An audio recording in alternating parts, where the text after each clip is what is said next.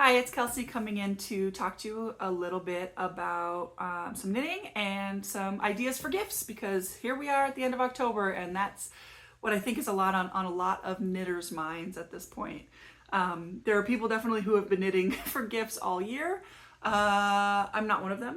So jumping into some gift ideas. The first one is the one that I'm wearing. You may have seen it in the last shop cast. This is called the Zap Cap. I didn't knit it in the recommended yarn, but the recommended yarn is Rauma Fennel yarn. So we have plenty of Rauma Fennel yarn and in lots of colors.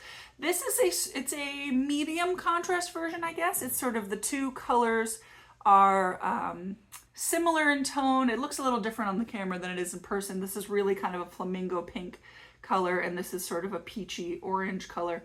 But absolutely you can go with neutrals, you can go with really stark contrast with a very light color and a very dark color, two completely different colors, you know, a very light green and a very dark purple. But you could also go with, you know, white and gray. You can do something very neutral with it. So it does have a double brim that's knit. You can see it's knit on the inside as well, the same way. And then you knit all the way up to the top. So that's the first gift idea that I wanted to share. As I said, it calls for Rauma Fennel yarn. That would be my first recommendation, would be Rauma Fennel yarn. And then the second would be John Arbin Yarnadelic, which actually knits very similar to Rauma Fennel yarn, but it is Falklands Corriedale, so it's a bit softer of a yarn. So especially if you're knitting a gift for anyone who doesn't really like the woolly wool right here on their heads, that's a good option to knit instead. The second that I have, and I'm just shifting through my papers. Oh, and it's not a great picture because it's black and white, but it's called The World's Simplest Mittens by tincanknits. And if you can see in the picture, you can see one of the I think that's one of the designers covering her eyes, or a friend maybe, and then a kid with the same mittens. The thing that's great about tincanknits is they write their patterns from, you know, newborn infant all the way up to gigantic adult. Let's see, this one says toddler to adult large. So there are five different sizes, which is quite a lot for mittens. And you can always knit them longer or shorter with your fingers or whatever it is. The sizing is all about this measurement around your hand, just like it would be for your hat or a sock in particular. It's the measurement around your foot, and you can adjust for the length. It's the same true for mittens.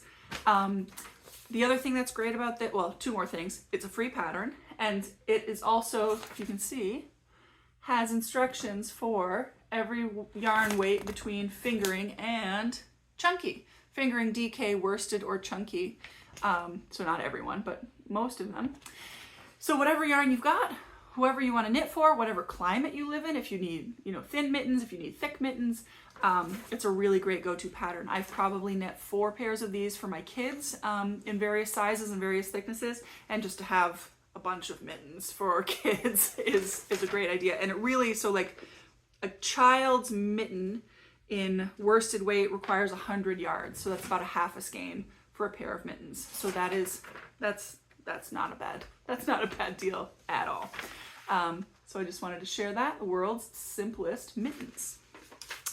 The next I actually also have to demonstrate. Is this right side in? Yep. This is the Traveler Cowl by Andrea Mowry. So famous designer, popular designer. You probably have heard of her or some of her work before, but I wanted to point out this one in particular because number one, most of it down to there where I had to add something else is hand spun by Caitlin, also of the Woolly Thistle. She kindly gifted this to me in a yarn swap that we did last year, and I actually just finished this the other day. So it is a cowl that's knit flat, but it has some really great structure to it because of these, if you can see, they're sort of welts, but they're not attached to each other. They're really thick garter ridges, so it's 2 ridges on the front and three 3 purl ridges on the back. So another thing, very similar to the mittens, you can knit this with any gauge yarn. She recommends between fingering and worsted weight, but it's all knit to measurements. It has stitch counts for the gauge that she wrote it for, but I had hand spun that I didn't actually know what the thickness was. Caitlin had made it a few years ago. She didn't remember how much yardage it was. She didn't know thickness, all these things. So I just started and I just kept going, and I ended up needing to add a bit more. But you can kind of do what you want. You can use any weight of yarn. Tighter gauge is going to give you a stiffer cowl that sits up more on its own. And a looser gauge will definitely like kind of drape down lower. And that's all relative to the yarn. So a fingering weight at 18 stitches will be really drapey, where a worsted weight at 18 stitches would be more robust and stand up for itself. So I just wanted to share that. And a couple of recommendations I have for this, for yarns that we carry at the Woolly Thistle. One would be Retrosario Vovo. It's a sport weight and it has a round structure that I think would pop really nicely in this texture. And you could knit it to sort of that middle weight, middle drapiness. That's nice in this kind of pattern. And the second is actually West Yorkshire Spinners Color Lab DK.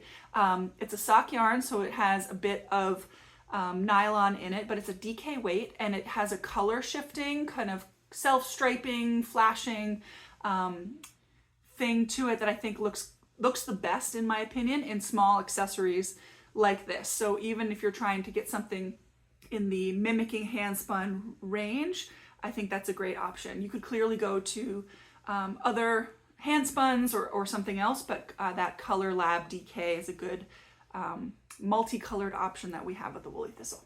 So the Traveler Cowl.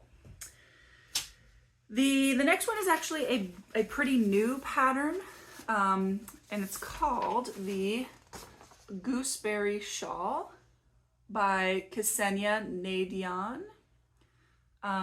She's a Ukrainian designer who I believe now lives in Los Angeles.